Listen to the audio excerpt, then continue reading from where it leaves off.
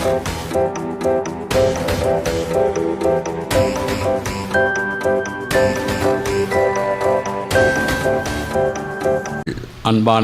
என் அன்பு சகோதர சகோதரிகளே, உங்கள் யாவரையும் ஆண்டவராக இயேசு கிறிஸ்துவின் நாமத்தில் நான் அன்போடு கூட வாழ்த்தி வரவேற்கிறேன். இந்த சோஷியல் மீடியாவின் மூலமாக பார்க்கிற சகோதர சகோதரிகளையும் நான் அன்போடு கூட இயேசுவின் நாமத்தில் வாழ்த்தி வரவேற்கிறேன். பிரியமான என் அன்பு சகோதரனே சகோதரியே, கர்த்தர் கிருபையாய் கடந்த வருடம், இந்த வருடம் ஆரம்பித்து 3 மாதங்களை கர்த்தர் கடந்து வர உதவி செய்தார். ஒரு புதிய மாதத்துக்குள்ளாய் நாம் பிரவேசித்து இந்த மாதத்தினுடைய இந்த வாரத்தினுடைய கடைசி நாட்களுக்குள்ளாய் நாம் வந்திருக்கிறோம்.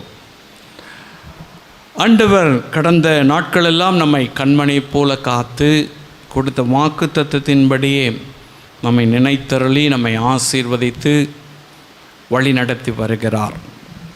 நான் அதற்காய் கர்த்தரை துதிக்கிறேன், ஸ்தோத்திரிக்கிறேன். இந்த மாதத்திலே கூட ஆண்டவர் இந்த ஊழியத்தின் மூலமாய் என்னோடு கூட என்ன பேசுகிறார், என்ன ஆண்டவர் எனக்கு சொல்ல விரும்புகிறார் என்று ஒரு வேளை நீங்கள் நினைக்கலாம் அல்லது எதிர்பார்த்திருக்கலாம். நான் உங்களுக்காக ஜெபிக்கும் பொழுது ஆவியானவர் எனக்கு கொடுத்த வார்த்தையை நான் உங்கள் நடுவில் கொண்டு வந்து உங்களுக்காக நான் ஜெபிக்க விரும்புகிறேன். ஏசாயா தீர்க்கதரிசன புஸ்தகம் 41வது அதிகாரம் 10வது வசனம் இப்படியாய் சொல்லப்பட்டிருக்கிறது. அதை வாசிக்கலாம். நீ பயப்படாதே, நீ பயப்படாதே, நான் உன்னுடனே இருக்கிறேன், நான் உன்னுடனே இருக்கிறேன். திகையாதே, திகையாதே, நான் உன் தேவன், நான் உன் தேவன், நான் உன்னை பலப்படுத்தி, நான் உன்னை பலப்படுத்தி உனக்கு சகாயம் பண்ணுவேன், உனக்கு சகாயம் பண்ணுவேன். என் நீதியின் வலதுகரத்தினால், என் நீதியின் வலதுகரத்தினால் உன்னை தாங்குவேன், உன்னை தாங்குவேன். கர்த்தருடைய நாமம் மகிமைப்படுவதாக. நம்மை பார்த்து ஆண்டவர் சொல்லுகிறார், நீ பயப்படாதே, நான் உன்னுடனே இருக்கிறேன் என்று சொல்லி அவர் சொல்லுகிறது மாத்திரமல்ல, இந்த இடத்துல 3 காரியங்களை கர்த்தர் சொல்லுகிறார். நான் உன்னை பலப்படுத்தி, உன்னை சகாயம் பண்ணி, என் நீதியின் வலதுகரத்தினால் உன்னை தாங்குவேன் என்று 3 வாக்கு தத்தங்களை கர்த்தர் கொடுக்கிறார். ஹல்லேலூயா. ஆண்டவர் நம்மோடு கூட பேச விரும்புகிற காரியம், நான் முதல் பகுதியை மாத்திரம் உங்களோடு கூட நான் ஆண்டவருடைய வார்த்தையை நான் பேச விரும்புகிறேன். நான் உன்னை பலப்படுத்தி. எனக்கு அன்பான சகோதரனே சகோதரியே, நம்முடைய வாழ்விலே பல நேரங்களிலே பலனற்றவர்களாக, சோர்ந்து போனவர்களாக அல்லது துவண்டு போனவர்களாக நாம் கடந்து வந்திருக்கிறோம், கடந்து வந்திருக்கலாம். ஒருவேளை அந்த பாதையின் வழியாய் நாம் நடந்து கொண்டிருக்கலாம். ஆண்டவர் சொல்லுகிறார், நான் உன்னை பலப்படுத்துவேன் என்று சொல்லி நம்முடைய வாழ்விலே ஆண்டவர் பலப்படுத்துகிற கிறிஸ்துவாக இருக்கிறார். அப்போஸ்தலனாகிய பவுல் சொல்லும் பொழுது, என்னை பலப்படுத்துகிற கிறிஸ்துவினாலே எல்லாவற்றையும் செய்ய எனக்கு பலனுண்டு. உங்கள் வாழ்விலே ஆண்டவர் சில நேரங்களிலே பலனற்று கிடக்கும் பொழுது அல்லது ஒன்றுக்குமே நாம் தகுதி இல்லை என்று சொல்லி நினைத்து கொண்டிருக்கும் பொழுது நம்மை பலப்படுத்தி, நமக்கு சகாயம் பண்ணி, தம்முடைய நீதின் வலதுகரத்தினால் நம்மை தாங்கி அவர் நடத்துகிறவராய் அவர் இருக்கிறார். பிரியமானவர்களே, இன்றைக்கு அநேகருடைய வாழ்விலே ஆவி, ஆத்துமா, சரீரம் என்று சொல்லி நம்முடைய வாழ்விலே இருப்பதை நாம் பார்த்திருக்கிறோம். ஒவ்வொரு மனிதனுக்குள்ளாக ஆவி உண்டு, ஆத்துமா உண்டு, சரீரம் உண்டு. இது மூன்றிலுமே பலன் நமக்கு தேவை. இது மூன்றிலுமே பலன் இருந்தால்தான் ஒரு மனிதனுடைய வாழ்விலே ஆசீர்வாதமாய் ஆண்டவருடைய நாமத்தை மகிமைப்படுத்தி செழிப்பாய் இருக்க முடியும்.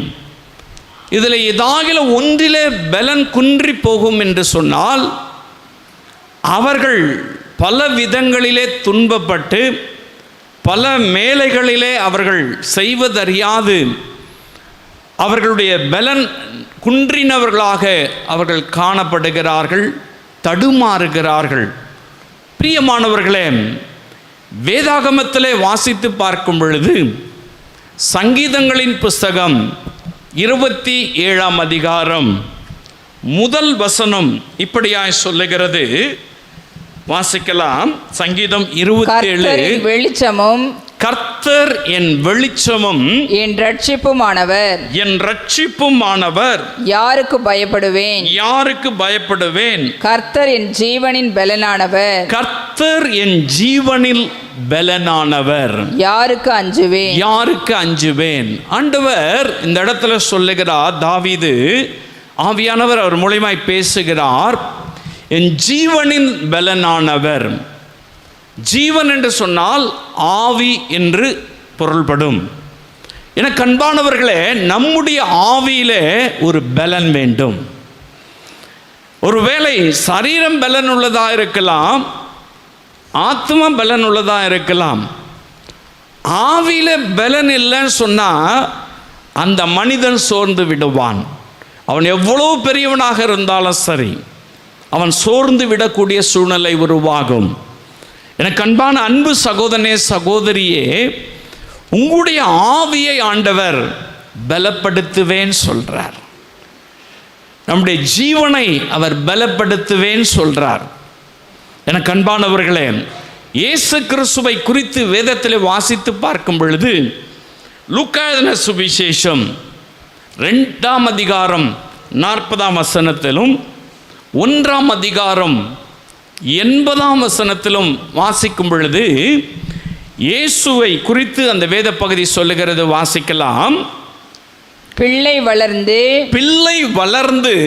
ஆவியிலே பலன் கொண்டு, ஆவியிலே பலன் கொண்டு ஞானத்தினால் நிறைந்தது. பாருங்க, இயேசு ஆவியிலே பலன் கொண்டார், ஜீவனிலே பலன் கொண்டார்.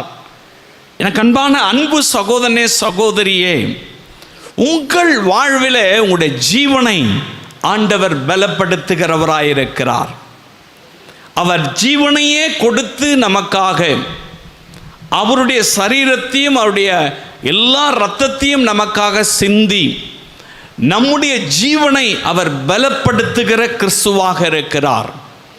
பிரியமானவர்களே, உங்களுடைய ஜீவனிலே அல்லது உங்களுடைய ஆவியிலே பலன் இல்லை என்று சொல்லி ஒருவேளை நீங்கள் நினைக்கலாம், சோர்வா நீங்கள் இருக்கலாம். இன்னும் எவ்வளவு நாட்கள் தான், கொஞ்ச நாட்கள் தான் அப்படியெல்லாம் சொல்லி நீங்கள் நினைக்கலாம். ஆனால் ஆண்டவருடைய வசனம் சொல்லுகிறது, என் ஜீவனில் பலனானவர். அவர் நம்மை பலப்படுத்துகிற கிறிஸ்து. உங்கள் வாழ்க்கையிலே உங்களுடைய ஆவியிலே ஆண்டவர் ஒரு பலன் தருவார். எலியா என்று சொல்லுகிற ஒரு பெரிய தீர்க்கதரிசி இருந்தார். எலியாவுடைய வாழ்வில் பலத்த அற்புத அடையாளங்களை கர்த்தர் அவர் மூலமாய் செய்தார். பாகால் தீர்க்கதரிசிகளை எல்லாம் ஒன்றுமில்லாமல் அழித்து போட்டார். கர்த்தரே தெய்வம் என்று சொல்லி நிரூபித்தார். வானத்திலிருந்து அக்னியை வரவழைத்தார். ஆனால் அவருடைய வாழ்விலே, அவருடைய ஊழியத்திலே ஆவியிலே அவர் துவண்டு போனார். ஆவியிலே பலன் இல்லாமல் அவர் மாறி போனார். வேதாகமத்தில் நீங்கள் வாசித்து பார்க்கும் பொழுது 1 ராஜாக்களின் புஸ்தகம் 19ஆம் அதிகாரம் 4 ஒரு 8 வசனங்களை வாசிக்கும் பொழுது, எசேபேல் என்று சொல்லுகிற ஒரு பெண்ணுக்கு பயந்து, ஆகாப்புடைய மனைவி, அவளுக்கு பயந்து அவர் பாருங்க துவண்டு போனவராக நான் சாகிறேன் என்று சொல்லுகிற நிலைமைக்கு ஆவியிலே ஒன்றுமில்லாமல் போனார். வாசிக்கலாம். அவன் வனாந்தரத்தில் ஒரு நாள் பிரயாணம் போய் ஒரு சூரை செடியின் கீழ் உட்கார்ந்து தான் சாக வேண்டும் என்று கோரி போதும் கர்த்தாவே என் ஆத்துமாவை எடுத்துக்கொள்ளும் நான் என் பிதாக்களை பார்க்கிலும் நல்லவன் அல்ல என்று சொல்லி ஒரு சூரை செடியின் கீழ் படுத்துக்கொண்டு நித்திரை பண்ணினான். சோர்வு. பாத்தீங்களா? எவ்வளவு பெரிய தீர்க்கதரிசி. எல்லா தீர்க்கதரிசிகளும் பாகால் தீர்க்கதரிசிக்கு முன்பதாக நின்று சவால் விட்ட ஒரே ஒரு தீர்க்கதரிசி, கர்த்தர் தான் மெய்யான தேவன் என்று சொல்லி நிரூபித்து காண்பித்த ஒரு தீர்க்கதரிசி ஒரு சூறை செடியின் கீழே படுத்துக்கிட்டு, போதும் கர்த்தாவே, என் ஜீவன்ல பலன் இல்லை, என் ஜீவனை எடுத்துக்கொள்ளும், நான் என் பிதாக்களை பார்க்கல, நான் நல்லவன் கிடையாது, என்னை எடுத்துக்கொள்ளும் என்று சொல்லி ஆவியிலே அவர் சோர்ந்து போகிறார். ஆவியிலே அவர் பலன் இல்லாமல் போகிறார். ஆவியிலே அவர் பலனற்றவராய் ஆண்டவருடைய சமூகத்திலே புலம்புகிறார். அவனை தான் கர்த்தர் போய் தட்டி எழுப்புறார். தூதனை அனுப்பி தட்டி எழுப்பி ஆகாரத்தையும் தண்ணீரையும் கொண்டு போய் வைக்கிறார். அவன் எழுஞ்சான்.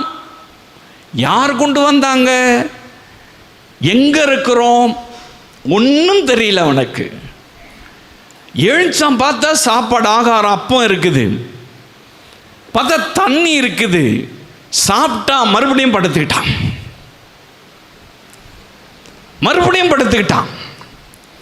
அவ்வளவு சோர்வு ஆவியில. செத்து போனா பரவாயில்ல, ஏன் தான் இந்த உலகத்தில் வாழறனோ, ஏன் தான் ஆண்டவர் எனக்கு ஜீவனை கொடுத்து வைத்திருக்கிறாரோ, இவ்வளவு கஷ்டப்படுறனே, இவ்வளவு துக்கப்படுறனே, எவ்வளவு கண்ணீர் வடிக்கிறனே, இந்த உலகத்தை விட்டுட்டு போயிட்டாக்கா நல்லா இருக்கலாமே அப்படின்னு அநேகருடைய வாழ்வில் ஒரு சோர்வு வருகிறது. பல நேரங்களில் உங்களுக்கு கூட ஒரு வேலை வந்திருக்கலாம். ஊழியம் செய்கிற தீர்க்கதரிசிக்கே வந்தது. நமக்கும் கூட ஒரு வேலை ஆவியிலே சோர்வு, பலன் இல்லாமல் போயிருக்கலாம். பாருங்க, அவனை மறுபடியும் கத்த தட்டி எழுப்புறார். தட்டி எழுப்பி மறுபடியும் ஆகாரம் வருது, மறுபடியும் தண்ணீர் வருது. அந்த சாப்பிட்ட உடனே கர்த்தர் பேசுகிறார். என்ன பேசுகிறார் பாருங்க. 45வது வசனத்தை வாசிக்கலாம். அந்த அதிகாரத்திலேயே 1 ராஜாக்கள் 19ஆம் அதிகாரம் 8வது வசனத்தை வாசிக்கலாம். அப்பொழுது அவன் எழுந்திருந்து புசித்து குடித்து அந்த போஜனத்தின் பலத்தினால் 40 நாள் இரவு பகல் ஓரே பெண்ணும் தேவனுடைய பர்வதம் மட்டும் நடந்து போனான். ஹல்லேலூயா. ஆவியிலே சோர்ந்து போய் சூறை செடியின் கீழே படுத்திருந்தவனுக்கு ஆண்டவர் ஆகாரத்தை கொடுத்து பலப்படுத்துகிறான். அவனுடைய ஆத்மாவிலே, அவனுடைய ஜீவனிலே ஒரு பலன் வருகிறது. ஜீவன் போயிட்டோம் அப்படின்னு நினைக்கிறவனுக்கு ஆண்டவருடைய ஜீவனிலே ஒரு பலன் தருகிறார். அவனுடைய ஆவியிலே ஒரு பலன் தருகிறார். அந்த பலன் எப்படிப்பட்ட ஒரு பலன் பாருங்க. அவன் 40 நாள் ஒரே பர்வதத்தில் போய் சேரு மட்டும் ஒன்றும் புசிக்கல, எந்த சோர்வும் இல்லை. 40 நாள் சுற்றி திரிந்தான். அவருடைய பலன். அதன் பின்பதாக அவனுடைய ஊழியத்தில் பலத்த அற்புதங்கள், பலத்த ஊழியம் நிறைவேறும்படியாய் கர்த்தர் கிருபை செய்தார். எனக்கு அன்பான அன்பு சகோதரனே, சகோதரியே, ஒருவேளை உங்களுடைய வாழ்வில் நீங்கள் ஊழியம் கூட செய்து கொண்டிருக்கலாம், ஆண்டவருடைய நாமத்தை மகிமைப்படுத்துகிறவர்களாக இருக்கலாம். எந்த வேலை செய்து கொண்டிருந்தாலும் ஒருவேளை சோர்ந்து போனவர்களாக நீங்கள் இருக்கலாம். இது எனக்கு வேண்டாம், இந்த ஊழியம் எனக்கு வேண்டாம், இந்த வேலை எனக்கு வேண்டாம், இந்த தொழில் எனக்கு வேண்டாம், இந்த காரியம் எனக்கு வேண்டாம் அப்படின்னு சொல்லி நீங்கள் நினைத்து கொண்டிருக்கலாம். கர்த்தர் இன்றைக்கு உங்களோடு கூட பேச விரும்புகிறது, உன்னை நான் பலப்படுத்துவேன். உன்னுடைய ஊழியத்தையும் உன்னுடைய வேலையையும் உன்னுடைய கையின் தொழிலையும் நான் பலப்படுத்தி உனக்கு சகாயம் பண்ணுவேன். பலனற்று கிடந்த எலியா 40 நாள் இரவும் பகல் நடக்கிறான்.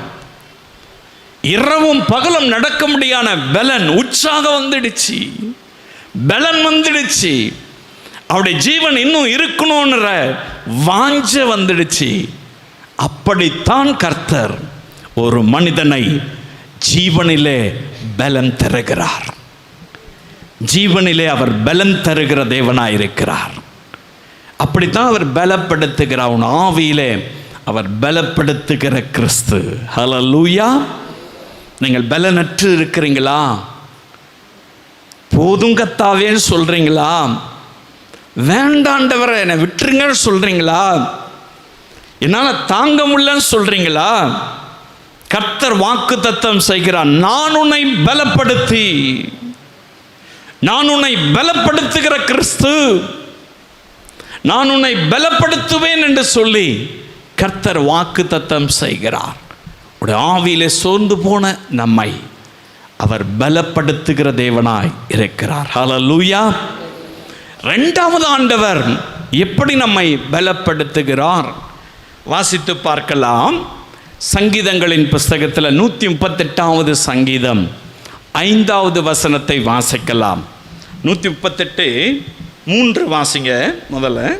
நான் கூப்பிட்ட நாளிலே, நான் கூப்பிட்ட நாளிலே எனக்கு மறு உத்தரவு அருளினீர், எனக்கு மறு உத்தரவு அருளினீர். என் ஆத்துமாவிலே பலன் தந்து, என் ஆத்துமாவிலே பலன் தந்து என்னை தைரியப்படுத்தினீர், என்னை தைரியப்படுத்தினீர். இரண்டாவது ஆண்டவர் எப்படி பலப்படுத்துகிறார்? ஆத்துமாவிலே பலப்படுத்துகிறார். நான் ஏற்கனவே சொன்ன, ஒரு மனிதனுக்குள் ஆவி, ஆத்துமா, சரீரம். அவர் ஆவியிலே பலன் தருகிற தேவனாயிருக்கிறார். இந்த வேத பகுதி சொல்லுகிறது, ஆத்துமாவை பலப்படுத்தி.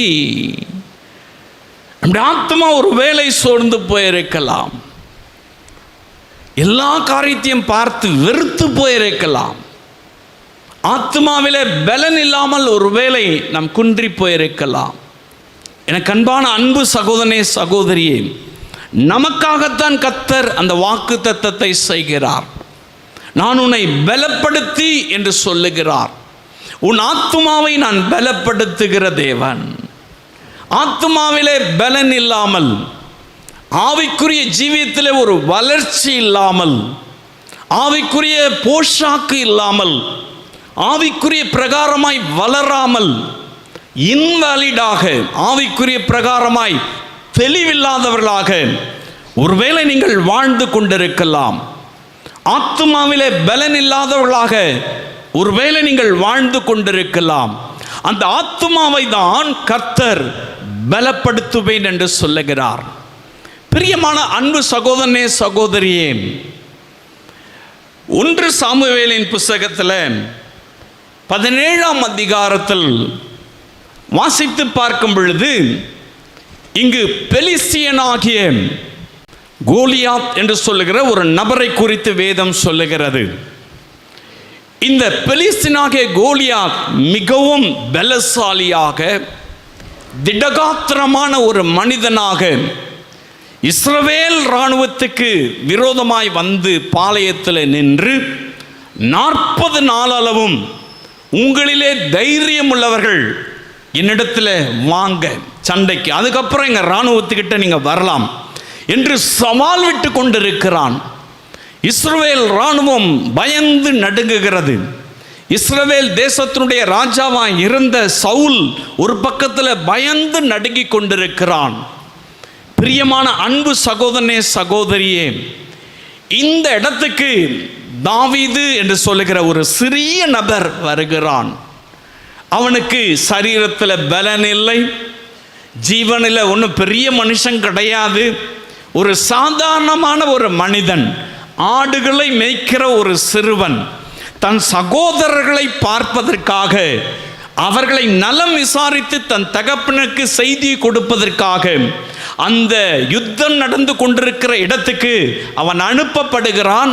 அதை வேடிக்கை பார்ப்பதற்காக வந்தவனை தான் இவன் அந்த கோலியாத் விடுகிற சவாலை கவனித்து பார்க்கிறான். அவன் ஆத்துமாவிலே ஒரு பெரிய பலன், கர்த்தர் என்னோடு கூட இருக்கிறார், இந்த மனிதன் எனக்கு என்ன செய்ய முடியும், இந்த கோலியாத் என்னை என்ன செய்ய முடியும். எல்லாரும் பயப்படுறாங்க, ராஜா கூட பயப்படுறான். நீ சின்ன பையனா இருக்கிற, நீ எப்படி யுத்தம் பண்ணுவ அப்படியே சொல்லி அவனை தடுத்து நிறுத்துறாங்க. அவன் சொல்றான், வாசிக்கலாம் 32வது வசனத்தை வாசிக்கலாம். 1 சாமுவேல் 17ஆம் அதிகாரம் 32வது வசனம். தாவீது சவுலை நோக்கி இவன் நிமித்தம் ஒருவனுடைய இருதயம் கலங்க வேண்டியதில்லை. ஒருவருடைய இருதயம் கலங்க வேண்டிய, எவ்வளவு தைரியமா சொல்றார் பாருங்க. ஆவியில ஆத்துமாவில ஒரு பலன். இவன் நிமித்தம் நீங்க யாரும் கலங்க தேவையில்ல. உம்முடைய அடியானாகிய நான் போய் இந்த பெலிஸ்தனோடே யுத்தம் பண்ணுவேன் என்றான். இந்த பெலிஸ்தனோடு, அதாவது கோலியாத்தோட யுத்தம் பண்ணுவேன் என்றான். பாருங்க, ஒரு பலன் அவனுக்குள்ளாக. சாதாரண ஒரு மனுஷன், சின்ன ஒரு மனுஷன், ஆனால் கர்த்தருடைய நாமத்தினாலே உனக்கு எதிராய் நான் வருகிறேன் என்று சொல்லி ஆவியிலே அவனுக்கு ஒரு பலன், ஆத்துமாவிலே அவனுக்கு ஒரு பலன். அந்த பலன் தான் அந்த யுத்த களத்தில் அவனை கொண்டு போய் நிறுத்தினது. எல்லாரும் பயந்துட்டு இருக்காங்க. கூழாங்கற்களை வைத்து பெரிய மனிதனாய் நின்று கொண்டிருந்த கோலியாத்தை வீழ்த்தினான். அவனுடைய ஹிஸ்டரியை நீங்கள் வாசித்து பார்க்கும் பொழுது, அந்த அதிகாரம் முழுவதும் நீங்கள் வாசித்து பார்த்தீங்கன்னா 45-46 வசனத்தை வாசிக்கலாம். அதற்கு தாவீது, அந்த கோலியாத்துக்கிட்ட வாக்குவாதம் நடக்குது. அதுக்கு தாவீது பெலிஸ்தியனை நோக்கி நீ பட்டயத்தோடும்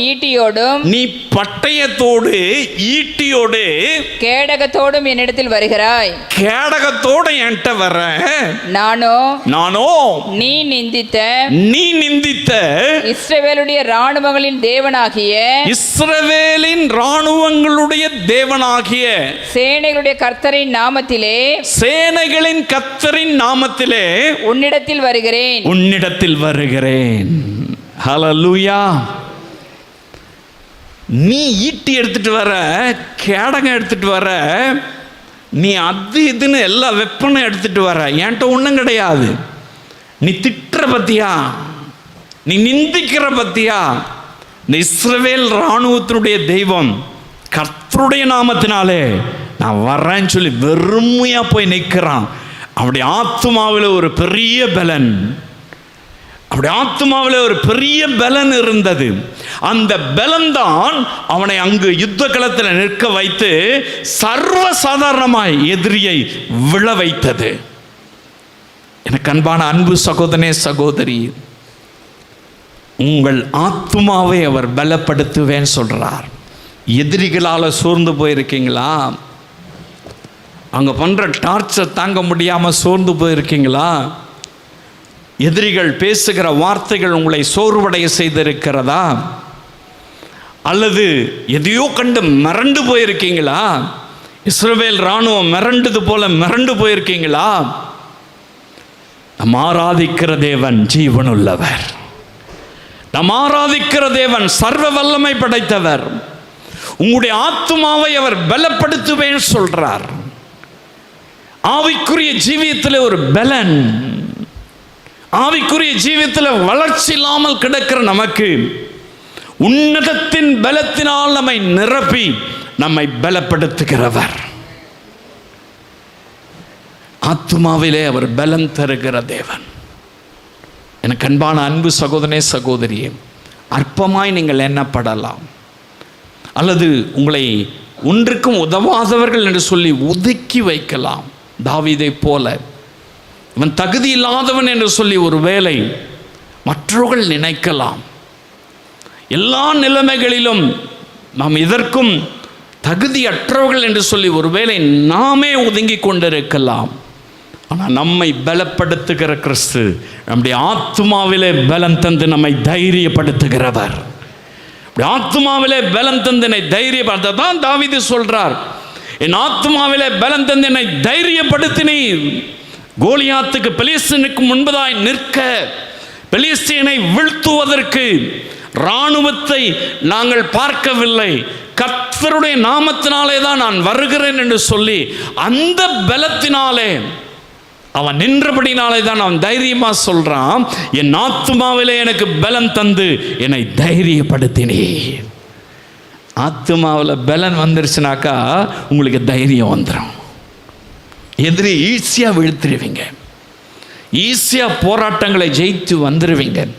இந்த மாதத்தின் தேவைகள் எல்லாம் ஈஸியாக சந்திக்க வச்சிருவார் கர்த்தர். இந்த மாதத்தில் எல்லா காரியங்களையும் கர்த்தர் கைட்டு செய்கிற காரியங்கள் எல்லாவற்றையும் தைரியமாய் கடந்து போக உதவி செய்வார். ஒரு தைரியம் வந்துடும். அதான் அந்த பலத்தை தான் கர்த்தர் தரேன்னு சொல்றார். ஆத்மாவிலே பலன், ஆவியிலே மாத்திரம் கிடையாது, உன்னுடைய ஆத்மாவிலும் கர்த்தர் பலப்படுத்துகிறவராயிருக்கிறார். ஹல்லேலூயா. அதுதான் அவருடைய வாக்குத்தத்தம், நான் உன்னை பலப்படுத்துவேன். நம்ம இங்கே சாப்பிட்ற பலனுக்கு பார்த்தீங்கன்னா ஆர்லிஸ் குடித்தாக்கா பலன் வந்துடும், அந்த சாப்பாடு சாப்பிட்டா பலன் வந்துடும், இந்த நட்ஸு சாப்பிட்டா பலன் வந்துடும், இந்த ட்ரிங்க்கு குடித்தா பலன் வந்துடும், அந்த கூழை குடித்தா பலன் வந்துடும். அது ஒன்றும் பலன் வராது. இந்த பலன் எல்லாம் கர்த்தர் இடத்துலேருந்து தான் வரும். ஹல்லேலூயா. கர்த்தர் மட்டும்தான் அந்த பலனை தர முடியும், வேற எந்த சாப்பாடும் கொடுக்க முடியாது. தேவனுடைய வசனத்தை கேட்க கேட்க உடைய ஆத்மாவிலே ஒரு புது பலன் வரும், ஆத்மாவிலே ஒரு செழிப்பு வரும், ஆத்மாவிலே ஒரு புஷ்டி வரும், ஆத்மாவிலே ஒரு growth, ஒரு வளர்ச்சி வரும். ஹல்லேலூயா. அந்த பலத்தை தான் கர்த்தர் தருகிறேன்னு சொல்றார். உங்க வாழ்வில் ஆண்டவர் இந்த மாதத்தில் அவர் வாக்குத்தத்தம் செய்தது படி ஆவிக்குரிய ஜீவியத்தில் உடைய ஆத்மாவிலே ஒரு புது பலனை கர்த்தர் தரப்போகிறார். ஹல்லேலூயா. மூன்றாவது ஒரு காரியத்தை சொல்லி நான் முடிக்க விரும்புகிறேன். மூன்றாவது ஆண்டவர் எப்படி நம்மை பலப்படுத்துகிறார்? சரீரத்தில் பலப்படுத்துகிறார். முதல்ல சொன்ன ஆவியிலே பலப்படுத்துகிறவர். ரெண்டாவது நம்முடைய ஆத்மாவிலே பலன் தருகிறவர். மூன்றாவது நம்முடைய சரீரத்தில் பலன் தருகிறவர். 2 கொரிந்தியர் 12ஆம் அதிகாரம் 9-10 வசனங்களை வாசிக்கலாம். 7-8 வாசிக்கலாம். முதல்ல 7-8 வசனங்களை வாசிக்கலாம். 2 கொரிந்தியர் 12ஆம் அதிகாரம் 7-8 வசனங்கள். அன்றியும் எனக்கு வெளிப்படுத்தப்பட்டவர்களுக்குரிய மேன்மை நிமித்தம் நான் என்னை உயர்த்தாதபடிக்கு அப்போஸ்தலன் பவுல் சொல்றார், நான் என்னை உயர்த்தாதபடிக்கு என் மாம்சத்திலே ஒரு முள் கொடுக்கப்பட்டிருக்கிறது.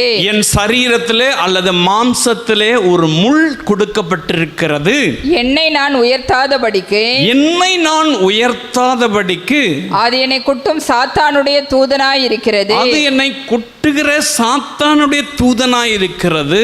அது என்னை விட்டு நீங்கும்படிக்கு நான் 3 தரம் கர்த்தரிடத்தில் வேண்டிக் கொண்டேன். அதற்கு அவர் என் கிருபை உனக்கு போதும், பலவீனத்திலே என் பலம் பூரணமாய் விளங்கும் என்றார். பலவீனத்திலே என் பலன் பூரணமாய் விளங்கும் என்றார். கர்த்தருடைய பரிசுத்த நாமத்துக்கு மகிமை உண்டாவதாக. வேத வசனம் ரொம்ப தெளிவா சொல்லுகிறது, இந்த பவுலுக்கு சரீரத்தில் ஒரு முள் இருந்தது. அந்த முள் குட்டுகிற கொட்டுகிற சாத்தானுடைய தூதனை போல இருக்குது. அவ்வளவு பலவீனப்படுத்துகிறது சரீரத்தை. அவ்வளவு பலவீனத்தில் இருக்கிறார், அவ்வளவு கஷ்டத்தின் மத்தியில் இருக்கிறார். பாருங்க, அவர் ஜெபம் பண்றாரு, கர்த்தர் சொல்றாரு, உன் பலவீனத்திலே என் பலன் பூரணமாய் விளங்கும் சொல்றார். உன் பலவீனம் இருக்கட்டும் ஒரு பக்கத்தில், என் பலன் பூரணப்படுத்துகிற பலன்.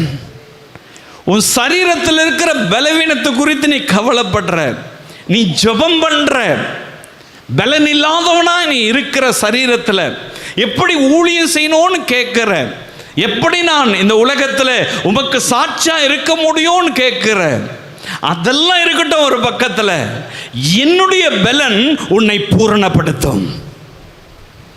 உன் சரீரத்தில் இருக்கிற பாடுகளை காட்டிலும் நான் பலன் உள்ளவர். உன் சரீரத்தில் இருக்கிற அந்த முள்ளை காட்டிலும் நான் பலன் உள்ளவர். என் கிருபை உனக்கு போதும், போ,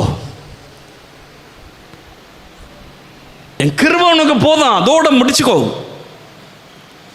கடைசி வரை அந்த பலவீனத்திலே தான் அவர் வாழ்ந்தார்.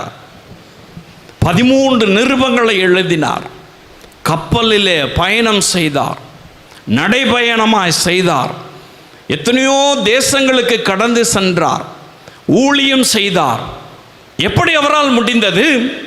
குட்டுகிற தூதனை போல அந்த முள் அவரை வேதனைப்படுத்தி கொண்டிருந்தது. அந்த முள்ளை காட்டிலும் கர்த்தருடைய பலன் அவருக்கு பூரணமாய் இருந்தபடியினால் அவருடைய சரீரத்தை ஒன்றும் செய்ய முடியவில்லை. அப்படித்தான் நம்மை பலப்படுத்துகிற கிறிஸ்து அந்த பலத்தை தான் தரேன்னு சொல்றாரு.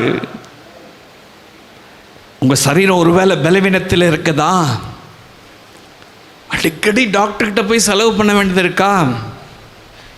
அடிக்கடி பலவீனத்தோடு கூட இருக்கிறீங்களா? என்னால் ஜெபம் பண்ண முடியல பிரதர், என்னால் ஆராதனைக்கு வர முடியல, என்னால் வேத வசனத்தை வாசிக்க முடியல, நான் ரொம்ப பலவீனமாக இருக்கிறேன், அதிகாலையில் எழுந்து ஜெபிக்க முடியல.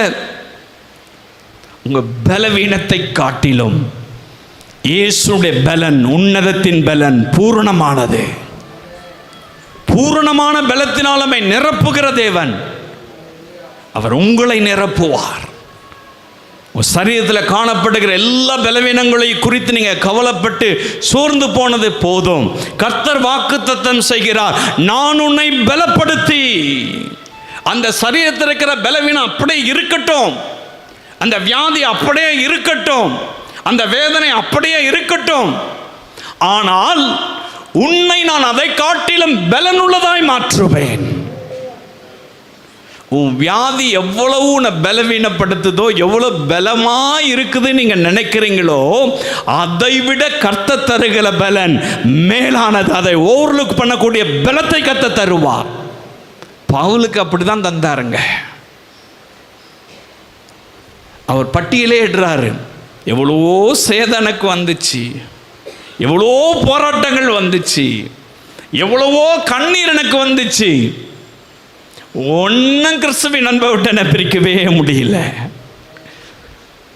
என்னை அவர் பலப்படுத்திட்டாரு, என் கிருபை உனக்கு போதும் சொல்லிட்டாரு, உன் பலவீனத்தில் என் பலன் பூர்ணமாய் விளங்கன்னு சொல்லிட்டாரு.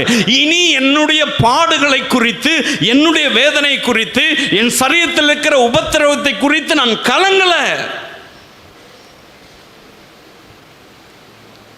அவரை அப்படி ஆண்டவர் பலப்படுத்தினார்.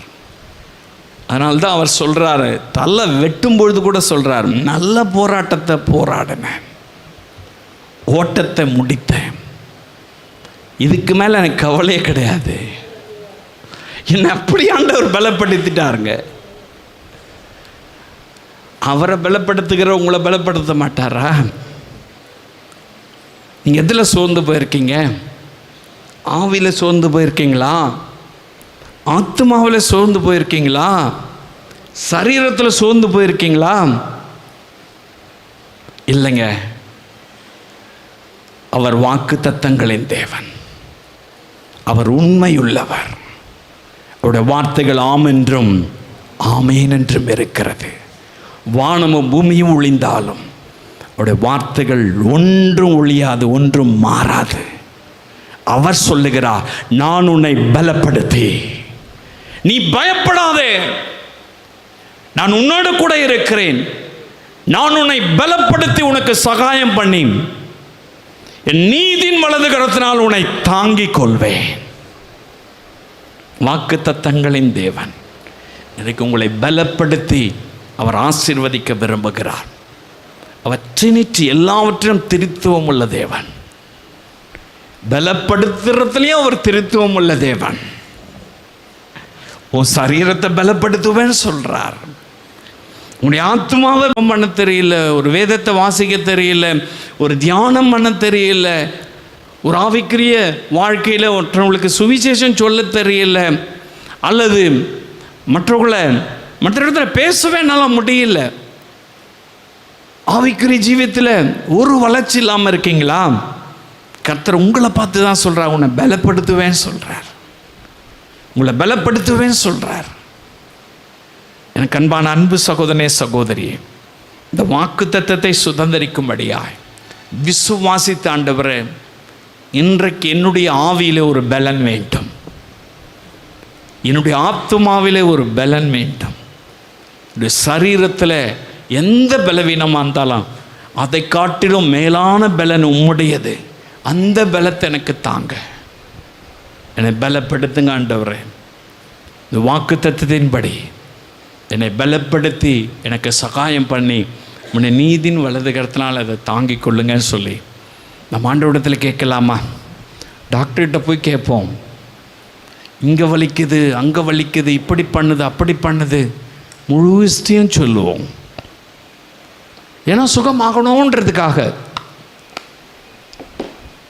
அப்போ தானே நல்ல மருந்து கொடுப்பார் அவர். அதனால் போய் டாக்டர்கிட்ட போய் கேட்போம், சொல்லுவோம், எல்லா காரியத்தையும் சொல்லுவோம். ஆனால் உண்மையான டாக்டர் இயேசு. அவர்கிட்ட உங்களால் என்ன முடியல அதை உண்மையை சொல்லுங்க, ஏசப்பாட்ட சொல்லுங்க. இயேசுவே, இதில் நான் பலனெல்லாம் இல்லாமல் இருக்கிறேன், வெளியில் பலசாலி போல, ஆனால் இதில் எனக்கு பலன் இல்லை, எனக்கு பலன் தாங்கன்னு சொல்லி எல்லாம் எழும்பி நின்று இயேசுவை நோக்கி பார்த்து கேட்கலாமா? எல்லாம் எழும்பி நின்று இயேசுவை நோக்கி பார்த்து,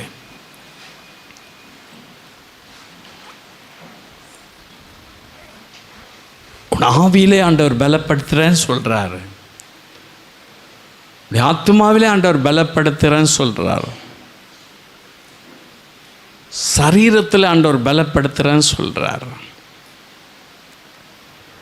உங்களுக்கு எதில் பலன் இல்லையோ எனக்கு அந்த பலத்தை தாங்கன்னு சொல்லி ஏசப்பாட்ட கேளுங்க.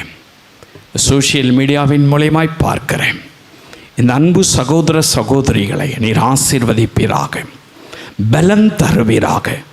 ஆவி ஆத்மா சரீரத்தில் ஒரு பலன் உண்டாகட்டும். நீ சொன்ன வாக்கு தத்தத்தின்படியே அவர்களை பலப்படுத்துங்க இயேசுவே.